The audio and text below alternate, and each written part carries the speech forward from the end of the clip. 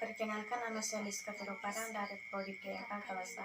Saya akan menjelaskan tentang peta perjalanan Rasul Paulus yang pertama, yaitu Barnabas dan Saulus berangkat dari Antiokhia ke Selukia. Di Selukia, mereka berlayar ke Siprus di Salamis. Di Salamis, mereka memberitakan firman Allah di rumah-rumah ibadat orang Yahudi. Dan Yohanes menyertai mereka sebagai pembantu mereka. Mereka mengelilingi seluruh pulau Siprus di Salamis menuju pulau Pafos. Di Pafos, mereka bertemu dengan seorang tukang sihir dan nabi palsu bernama Bar-Yesus. Bar-Yesus kawan dari gubernur pulau Siprus bernama Sergius Paulus. Sergius Paulus memanggil Barnabas dan Saulus karena ingin mendengarkan firman Allah, tetapi tukang sihir menghalangi mereka dan berusaha membelokkan gubernur Sergius Saulus dari imannya di sana. Tukang sihir menjadi sia-sia hingga akhirnya tangan Tuhan datang menimpanya dan ia menjadi buta karena tidak percaya apa yang telah terjadi. Gubernur takjub oleh ajaran Tuhan. Kemudian kawan-kawannya melanjutkan perjalanan ke Perga. Tapi Yohanes meninggalkan mereka lalu kembali ke Yerusalem.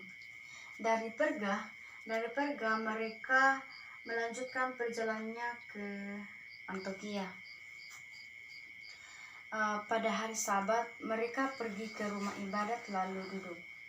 Di dalam rumah ibadat, Paulus memberitakan firman Tuhan mengenai nenek moyang mereka dan pemimpin yang membawa mereka keluar dari tanah Mesir atau tanah perbudakan.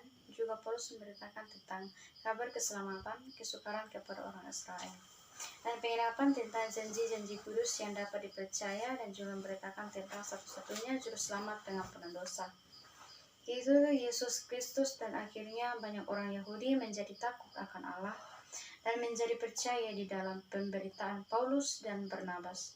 Banyak orang-orang terhadap apa yang dikabarkan Paulus dan Barnabas sambil menghujat mereka. Mereka menganiaya Paulus dan Barnabas dan mengusir mereka dari Antiokhia itu setelah mereka melanjutkan perjalanan ke Ikonium.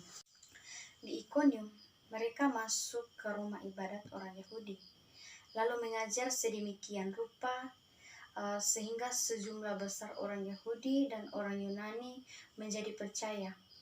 Di Ikonium, mereka disiksa dan dilempari batu, lalu menyingkirlah mereka ke kota-kota di Likonomia, lalu ke Listra dan Perba. Di Listra, Paulus menyembuhkan orang lumpuh yang duduk mendengarkannya berbicara. Di Perba, Paulus dan Barnabas memberitakan Injil dan memperoleh banyak murid. Lalu kembalilah mereka ke Listra, Ikonium, dan Antiokhia.